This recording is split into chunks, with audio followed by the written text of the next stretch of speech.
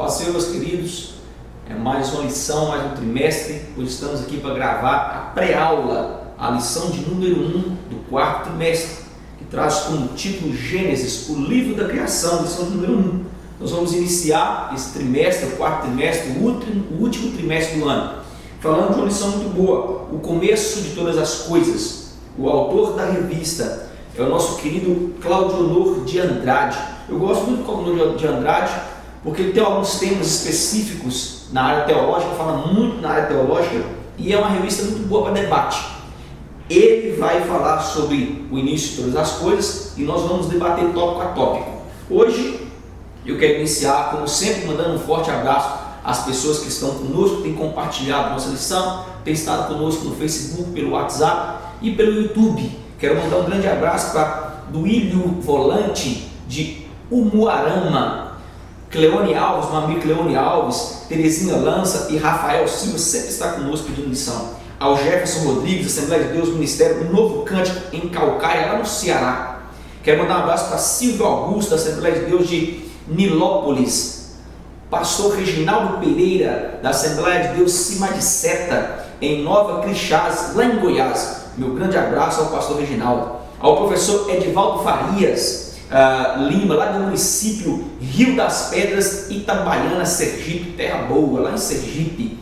E ao meu querido J. Lira, grande amigo, pastor J. Lira, e com ele está o pastor presidente dele, Luiz Francisco, e também o líder da EBD, da igreja dele, que é o irmão Edilson. Grande abraço para os senhores, sempre tem curtido a EBP e tem nos dado a honra em estar conosco em mais algumas lições. Hoje nós vamos falar desse quarto trimestre, como eu já falei, Claudionor de Andrade é o grande escritor dessa revista, e nós vamos falar sobre o começo de todas as coisas. Excelente lição.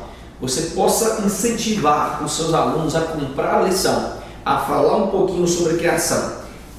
Essa lição em específico vai ser uma lição muito teológica, e eu preciso que vocês entendam alguns termos que nós vamos iniciar. A primeira pré-aula, ela é um resumo, tanto a primeira como a última, ela é um resumo geral dos acontecimentos que vão acontecer na revista. Então, essa primeira aula, é preciso que você sente com seus alunos, faça a pergunta de onde veio, para onde viemos e tentar relatar ao máximo o livro de Gênesis. Ok, meu querido? Então, nessa introdução, eu quero deixar bem claro para os senhores, o texto bíblico para a lição em classe, a leitura bíblica em classe está em Gênesis 1, de 1 ao 10, do 14 ao 26. Leia na sala, debata em sala esse texto. Existem muitos alunos que não sabem de onde vieram as teorias hoje. Nós cremos mais na ciência, algumas pessoas creem mais na ciência do que na própria Bíblia, e é um tema muito bom para ser debatido. Principalmente, eu queria chamar a atenção aos jovens casais que estão na sala de senhores e de senhoras, também específico, que na igreja nós colocamos os jovens com a mesma revista, porque é um tema já para adultos, que os senhores possam levar ao conhecimento uma aula dinâmica, uma aula que seja uma aula que as pessoas digam: nossa, eu tenho certeza de onde eu vim e para onde eu estou indo. Ok, meu querido? Vamos entender essa introdução que diz: sem o Gênesis não teríamos condições de responder às grandes perguntas da vida. Quem fez os céus e a terra? De onde viemos?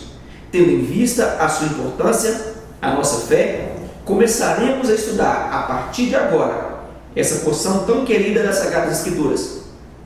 Que o Senhor nos ajude a entender a sua obra criadora e os seus propósitos da criação, e que o Espírito Santo nos ilumine com as histórias e doutrinas do livro que, escrito há 3.500 anos, jamais perdeu a influência e a atualidade. Estude metodicamente o Gênesis, destaque partes que mais lhe tocaram o coração, aplicando-as à sua vida. Você comprovará a eficácia desse livro da Bíblia em seu cotidiano. Ok, professor? Nesse início do Gênesis, eu queria que você abrisse a Bíblia em Gênesis 1, o versículo de número 1, capítulo de número 1. O versículo também de número 1, ele é interessante, que ele diz: no princípio criou Deus os céus e a terra. Há uma profundidade nesse capítulo 1. E esse capítulo nós precisamos entender. É um capítulo magnífico, muito teológico. Entenda uma coisa: no original hebraico, esse termo, no princípio criou Deus o céu e a terra, significa Bereshit bara Elohim. No princípio criou Deus. Esse termo no original, nós vamos dividir esses termos para que nós possamos entender. No original hebraico, Bereshit significa no princípio. Isso nos mostra de onde o quê? De onde viemos. No princípio há uma criação, há um método de onde partimos, há um princípio para todas as coisas. Então, no princípio, Bereshit, esse termo original hebraico significa no início. E para onde iremos e por que estamos aqui? Entenda uma coisa: a língua portuguesa, isso você deve deixar claro para a sua sala, a língua portuguesa ela é muito rica. Por que nós falamos que a língua portuguesa é rica? Porque ela tem cerca de 300 mil palavras. 300 mil palavras. E às vezes uma palavra ela tem diversos significados. Só para você ter um exemplo, se eu falo pena, só para você colocar isso na sala no início, para que a sala entenda a diferença entre o hebraico e a diferença entre o português. Se eu falo pena, ela tem diversos tipos de significado. Eu tenho pena de pássaro, é o primeiro exemplo. Eu tenho pena que significa dó, ai que pena, isso também significa pena. Eu tenho pena de escrever, era muito usado nos antigos, os primórdios. Eu vou ter pena máxima se referindo à justiça, ele pegou a pena máxima. Eu tenho aí sofrimento, ele vai, nós dizemos assim, ele vai penar na minha mão. Então só nessa palavrinha pena, nós temos 5 tipos de significado. Então a língua portuguesa ela é rica, porque uma palavra tem diversos significados. Já o hebraico bíblico, explique isso para a sua sala, ela é uma língua muito pobre. Por que nós falamos que o hebraico é uma língua pobre? Porque o hebraico tem de 7 a 8 mil palavras. E isso é interessante, que as 3 principais preposições do hebraico é be, que e le. No português nós temos muitas preposições, no hebraico nós só temos 3, be, que e le. Essa preposição, nós vamos, só para você ter início dessa aula, o texto que nós lemos de Gênesis 1, que diz no início, nós diremos Bereshit bara Elohim, só a palavrinha Bereshit, o significado da letra B, nós temos na letra B. Eu queria que você colocasse para a sua sala, de preferência colocasse os alunos em pé para explicar e colocasse cada um com o nome. O início da letra B significa somente a letra B. Pelo aqui não é pelo de animal, não. Pelo, o pronome pelo, no, para e através de. 4 significados só nessa letrinha B, só para você ter noção. Já a palavra reshit, ela tem um significado que nós chamamos de cabeça, também muito usado no hebraico, a palavrinha rosh. Essa palavra cabeça significa princípio, significa primeiro, significa primogênito e significa primazia. Há algo interessante nisso que nós vamos descobrir em Colossenses. Eu queria que você abrisse sua Bíblia comigo, em Colossenses 1, o versículo 3 até o 18, Paulo diz o seguinte: Ele nos libertou do império das trevas e nos trouxe para o reino do seu amor, no qual temos a redenção e a remissão dos pecados. Então entenda uma coisa, essa palavrinha vai entrar aqui e Paulo faz esse texto de Colossenses só apoiado em be e reshit. Nessas 2 palavrinhas, be e reshit, Paulo vai relatar todo esse texto. Ele vai dizer, ele nos libertou do império das trevas, nos transportou para o reino do Filho, do seu amor, no qual temos, olha que interessante, no qual temos a redenção, a remissão dos pecados. Aí ele continua dizendo, este é a imagem do Deus invisível, o primogênito. Já está aqui nessa palavrinha. E ele continua dizendo, de toda a criação, está aqui também. Pois nele foram criadas todas as coisas, ou através dele, que está aqui na palavrinha B de Bereshit, através dele foram criadas todas as coisas, nos céus e sobre a terra, as visíveis e as invisíveis, sejam tronos, sejam soberanias, quer principados, quer potestades. Tudo foi criado por meio, também que está no termo Bereshit, dele e para ele. Ele continua dizendo: ele antes de todas as coisas, nele tudo subsiste. Ele é a cabeça, o termo Reshit significa cabeça, olha que interessante, do corpo da igreja. Ele é o princípio, também o Reshit.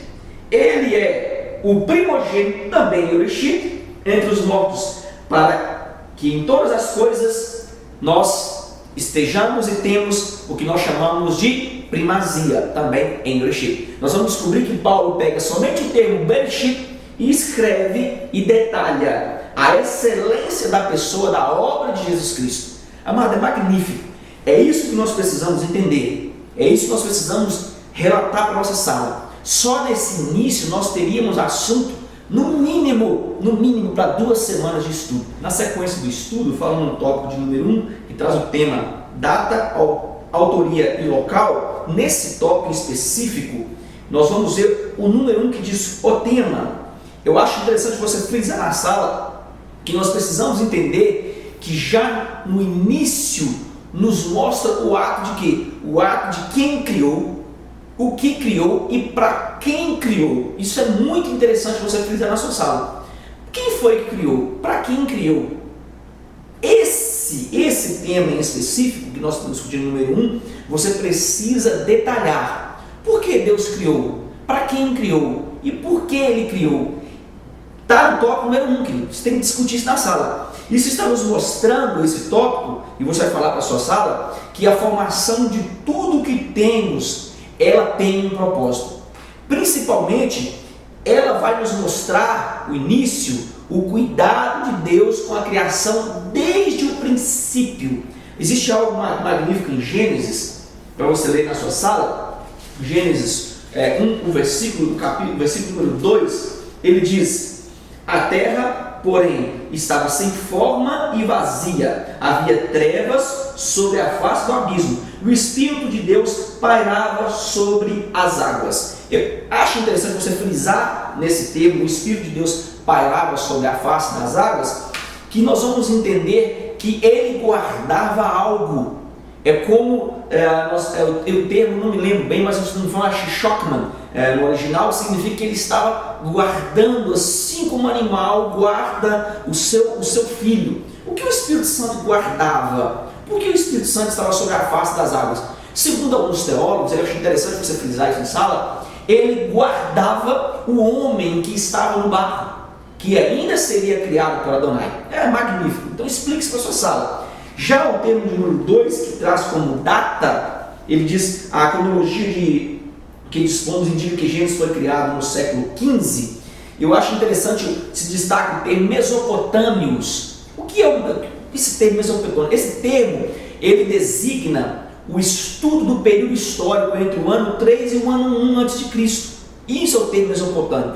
Quando essa região estava sendo desenvolvida, estava sendo criada cultura, e ela apresenta comuns e variáveis unificações que nós chamamos de unificação territorial.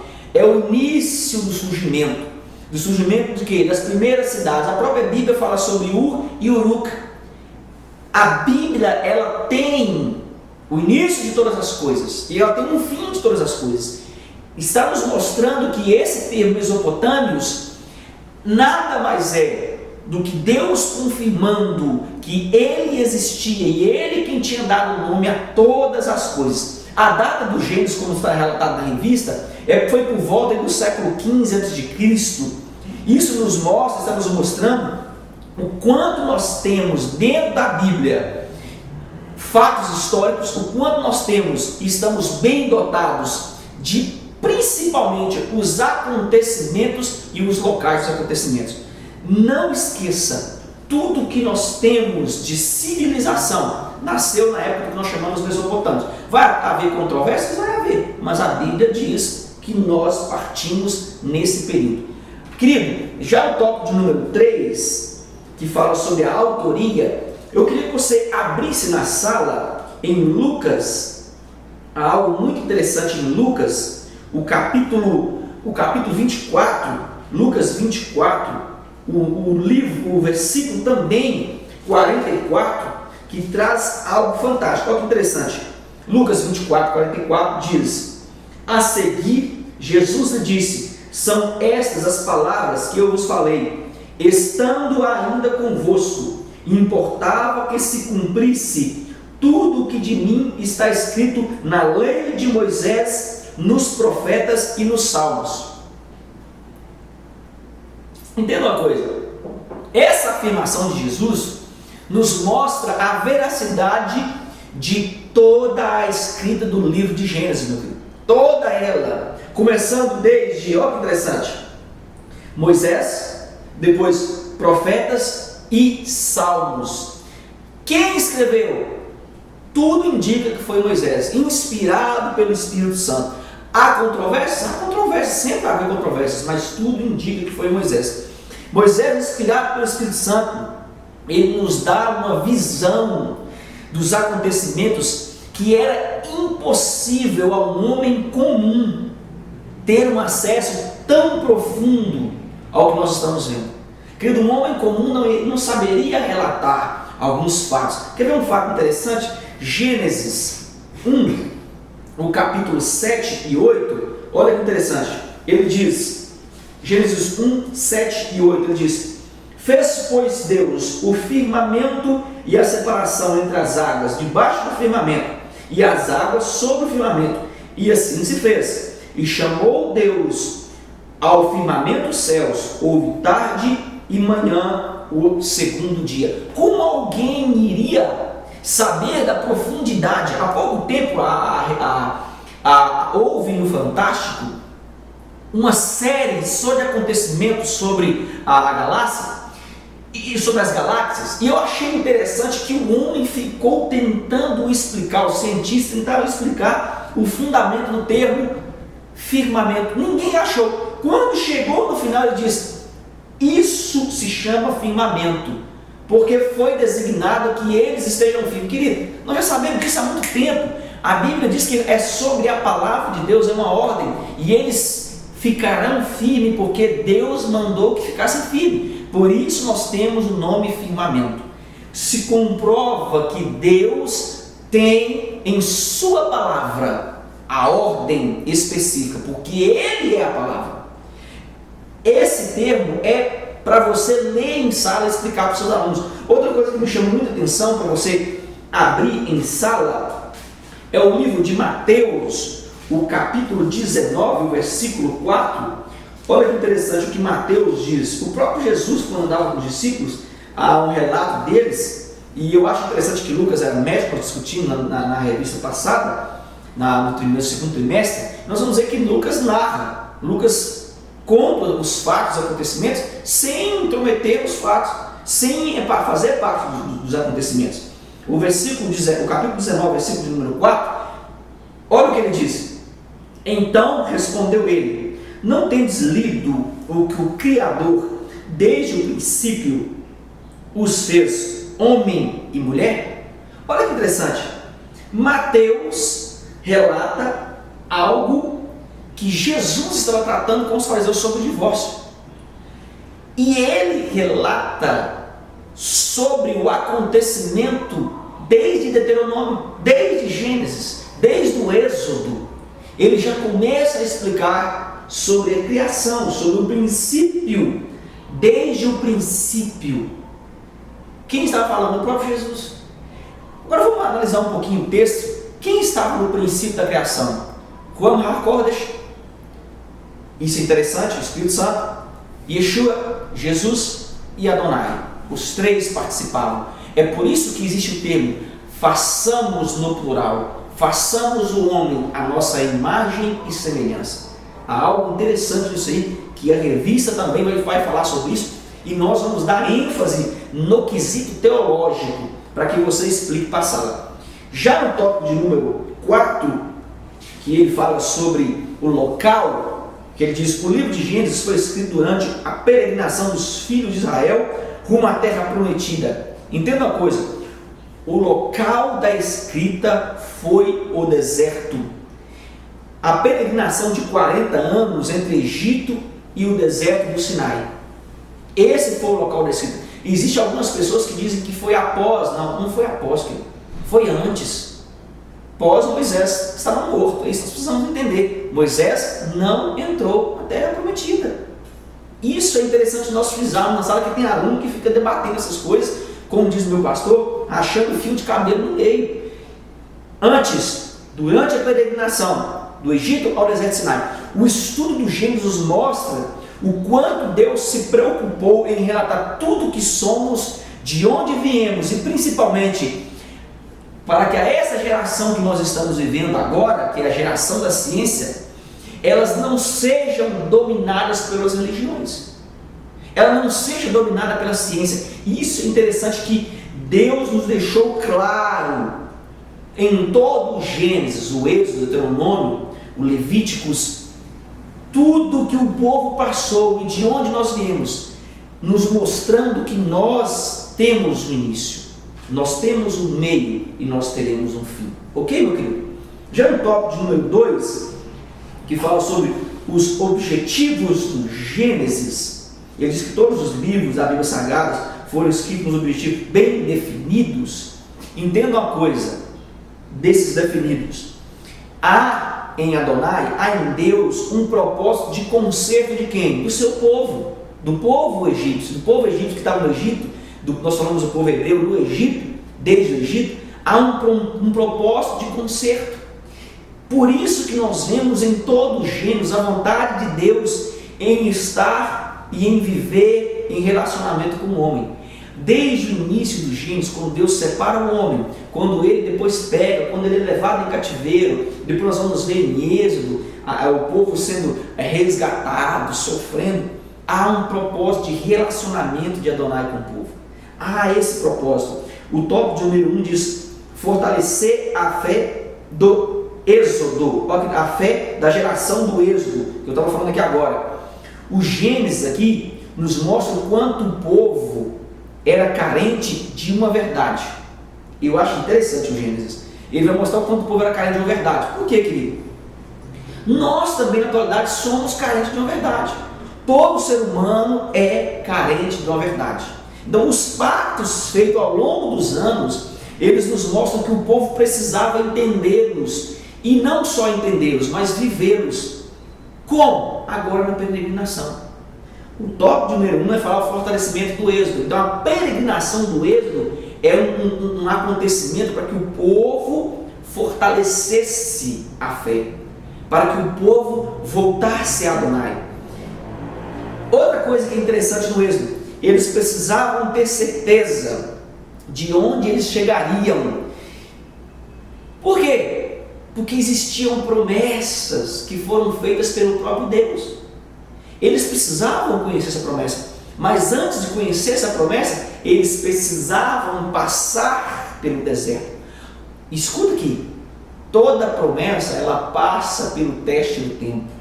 Toda promessa ela precisa passar pelo deserto. Não existe bonança sem primeiro peregrinação, querido. Não existe. Não existe ministério, não existe pastorado, diaconado, professorado, que não existe essa palavra, não existe, só para você entenda, não existe sem primeiro calo nos pés. Se você começou o seu trabalho, se você começou a obra e está achando que vai ser fácil, não vai ser fácil, querido. Bem-vindo ao clube.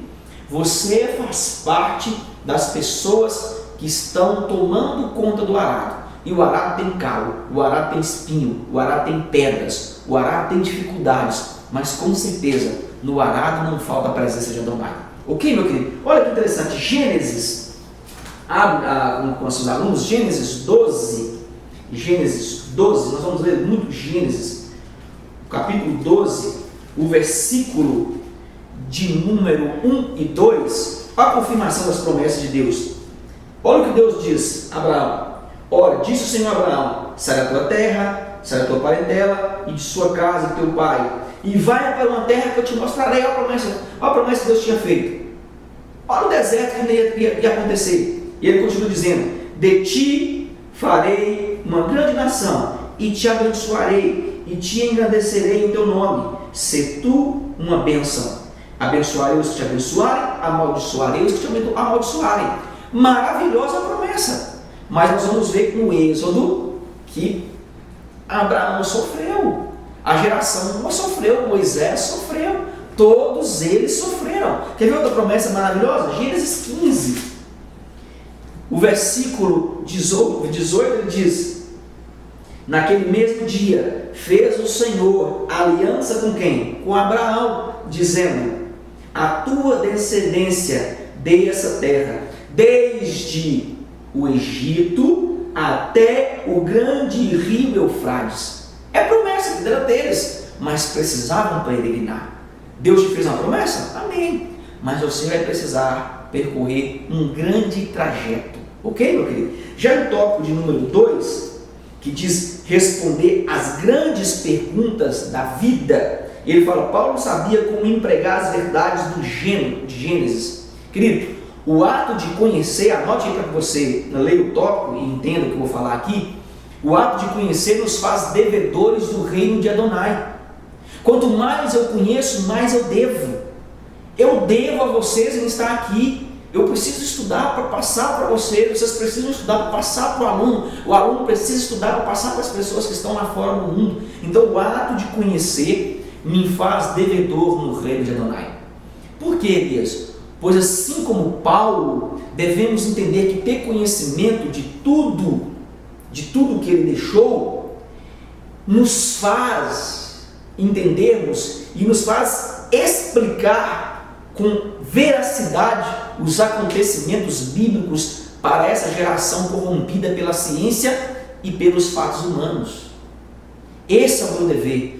A ciência está tentando corromper, os fatos humanos estão tentando corromper, os pastores lobos que estão aí estão tentando corromper. Não, eu sou conhecedor e eu preciso falar a verdade. A leitura do Gênesis que nós estamos lendo, a revista de Gênesis agora, ela nos faz nós voltarmos ao princípio de quem? De quem nos criou. Ela nos faz entender que no início, como diz Paulo, e nós lemos aqui em Colossenses 1:13 ao 18, nesse início nos mostra que nós não somos um produto do acaso.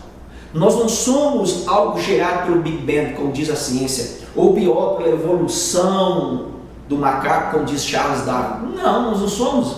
Nós vamos entender que nós somos algo que temos uma particularidade feita pelo próprio Deus, e tudo começa a partir dele. Para que nós possamos entender quem somos e de onde viemos, o nosso início precisa ser Adonai. Quando eu parto, quando eu começo em Adonai, eu entendo todas as coisas. Ah, professor, é difícil. Não é difícil não, querido. Se o homem crer num homem que escreveu a ciência, por que ele não crê num homem inspirado por Deus para entender que nós fomos criados por Deus? É porque nós hoje não temos base bíblica para debater em sala. Quantas vezes na filosofia, na sociologia, eu sofri na sala de aula, mas sempre honrei meu Deus. Eu não engulo aquilo que o homem quer trazer de ciência para a minha vida. Não. Existe dois métodos, um da ciência do homem e um bíblico. E na sala de aula, eu tenho que prevalecer com o bíblico. Eu preciso prevalecer com o bíblico, porque eu sou a imagem e semelhança dele aqui na terra. Se eu deixo a ciência entrar, eu perco do que eu chamo de quesito bíblico. Isso não pode acontecer, querido. Ok? Explica para a sua sala nesse tópico número 2. Já o quesito número 3, o tópico de número 3, ele fala o conteúdo do Gênesis. Nesse termo, preste atenção, o livro de Gênesis, ele vai dizer aqui que ele pode ser dividido em 2 temas, do 1 ao 11, a história primitiva, e do 12 ao 50, o início da história de Israel. Há algo fantástico nisso aqui. Primeiro, o tópico número 1 vai falar sobre a criação. Entenda uma coisa? Criação, nós veremos do capítulo 1 ao capítulo 2, que tudo se originou em Deus, em Adonai. Vai se destacar nesse tópico o fato de Deus formar o homem e a sua adjuntora, que nós chamamos de mulher, Isha, e esse termo Isha é maravilhoso. O homem não tinha nome de Adão e ela de Eva, não, isso vai acontecer só após a queda. Primeiro tinha nome de homem e mulher, macho e fêmea. Ele vai criar a adjuntora. Isso é um fato real e não um conto de fadas. Alguém formou alguém. E a Bíblia me dá, dentro do Gênesis, uma noção bíblica. E principalmente, quando nós estudamos que Deus fez o homem cair no sono profundo e tirou das suas costelas, nós vamos ver na ciência que o homem tem uma costela a menos que a mulher. Isso é fato, não tem como negar. Então, esse primeiro capítulo 1 ao 2 ele fala sobre o homem e a mulher. Já a queda do item 2 aqui, e a degradação humana, nos capítulos 3, 4 e 5, nós veremos o homem se contaminar. E essa contaminação vai gerar o afastamento, o que nós chamamos de parede do pecado entre Deus e o homem. Afasta o homem de Deus. O homem agora, ele passa a viver longe de Deus. Isso, também nesses capítulos 3, 4 e 5, nós vamos ver Deus providenciar o que nós chamamos de escape ao homem caído. É magnífico esse livro de Gênesis. Eu espero que a sua sala leia todo Gênesis antes de iniciar, ou os capítulos que a revista pede, para que eles entendam, não vai ficar todo mundo voando na sala de aula. Já o item 3, que fala sobre o dilúvio, olha quanto tempo nós temos dentro de uma revista. É muito longa, é muita coisa para uma revista. Eu acho que deveríamos detalhar mais a revista e colocar um tema mais abrangente, que seja 2 revistas, mas que dê para entender e principalmente não saltar nos tópicos, porque aqui você tem que ficar saltando tópico dentro de uma sala com 1 hora para você falar sobre isso aqui. É complicado, querido. Não tem como. O termo dilúvio, Gênesis 6, o versículo 8, olha que interessante, Gênesis 6, o versículo de número 8, o livro diz: porém Noé achou graça diante de Deus. Entende isso aqui? Olha que interessante. Agora, quando Deus vê graça em Noé, justiça em Noé, não é que Noé era cristão, não. Tem isso aqui. Noé era um homem justo. Noé era um homem bom diante da sociedade. Deus não enxerga você porque você canta bem, porque você prega bem, porque você fala bem, não. Deus enxerga em você o caráter de um homem sarado.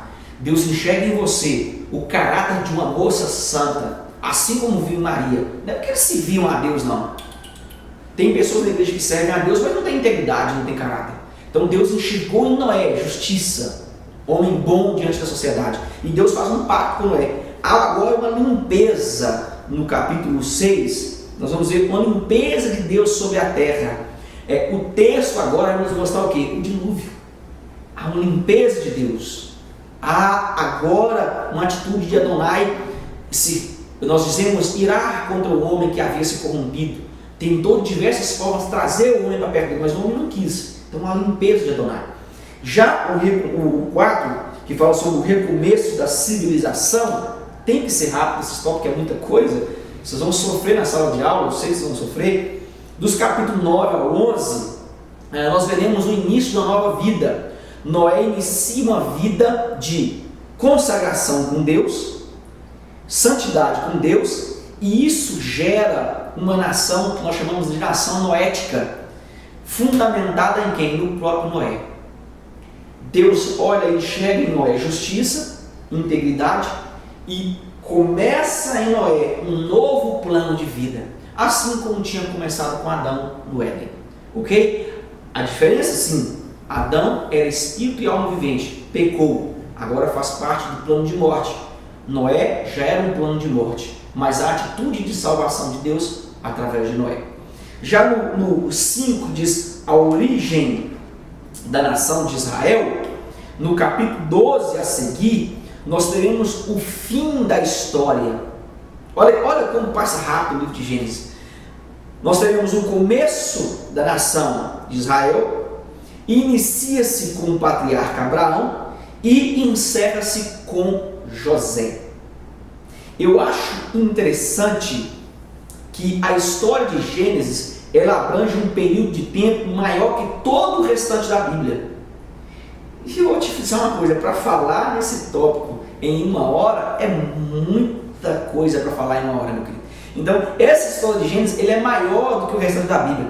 Ela começa com o primeiro casal, ela vai até o limite da história do povo hebreu, e nos capítulos 1 e 2, Deus é o sujeito dos verbos, que eu acho interessante isso aqui, que aparece 50 vezes, só para você ter noção, 50 vezes demonstrando que ele fez o que nós chamamos de Bereshit, início. E nós teremos em Gênesis o início da família, do pecado, do primeiro homicídio, da poligamia, dos instrumentos musicais e da promessa da redenção e etc. Então é um livro muito grande, mas esse início, ele é um apanhado para que nós entendamos o que a revista vai trazer.